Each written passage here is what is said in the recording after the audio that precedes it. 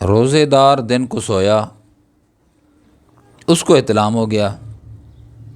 یہ انسان کے اختیار میں نہیں ہے یہ چیز۔ روزے دار روزے کی حالت میں سو گیا اور اس کو روزے کی حالت میں احتلام ہو گیا۔ اب جب اس کو احتلام ہوا تو اس کا روزہ باقی ہے، احتلام کے ہو جانے سے اس کا روزہ باطل نہیں ہوگا، فاسد نہیں ہوگا، ٹوٹے گا نہیں، اس کا روزہ باقی رہے گا۔ یہ اہم مسئلہ ہے، بیچارے لوگوں کو معلوم نہیں ہے، اور کبھی کبھی تو اپنا ہی اندازہ لگا لیتے ہیں کہ روزہ ٹوٹ گیا۔ روزے دار دن کے وقت سو گیا اور روزے کی ہی حالت میں اس کو احتلام ہو گیا، اس کا روزہ باقی ہے، اس کا روزہ فاسد نہیں ہوا، اس کا روزہ ٹوٹا نہیں ہے۔ اور اگر کسی شخص نے از خود ایسے اندازہ لگا لیا کہ وہ احتلام ہو گیا، اب میرا روزہ ٹوٹ گیا، اب اس نے کھانا پینا شروع کر دیا،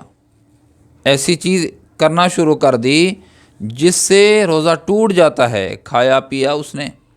اور وہ اپنی دانست میں یہ سمجھا کہ میرا روزہ احتلام کی وجہ سے ٹوٹ چکا ہے، تو اب ایسا شخص، اس کا روزہ تو ٹوٹ گیا، اب اس پر قضا ہے، روزہ توڑا، اس کے بدلے میں ایک روزہ رکھنا پڑے گا اس کو، اس کا کفارہ نہیں ہے۔ یہ مسئلہ ہے۔ اور دوسرا مسئلہ وہ بھی انتہائی اہم ہے اور حساس ہے اور پیش آتا رہتا ہے، لوگ بار بار پوچھتے رہتے ہیں، وہ یہ ہے کہ روزے کی حالت میں انجیکشن لگوا سکتے ہیں یا نہیں؟ تو حضرات فقہا فرماتے ہیں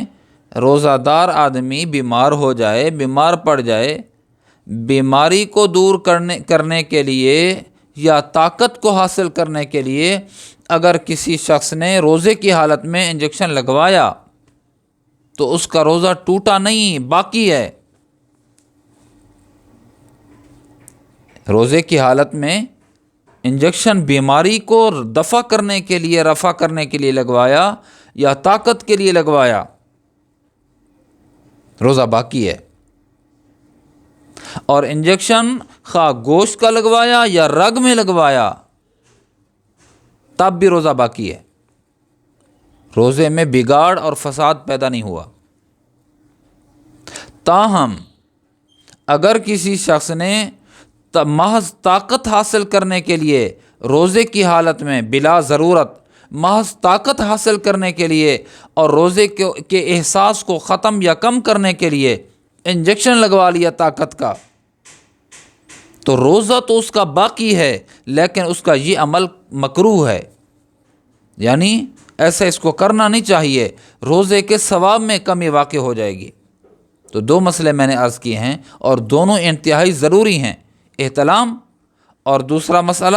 کہ روزے کی حالت میں انجیکشن لگوانا۔ ان دونوں عملوں سے، احتلام کے ہو جانے سے بھی اور انجیکشن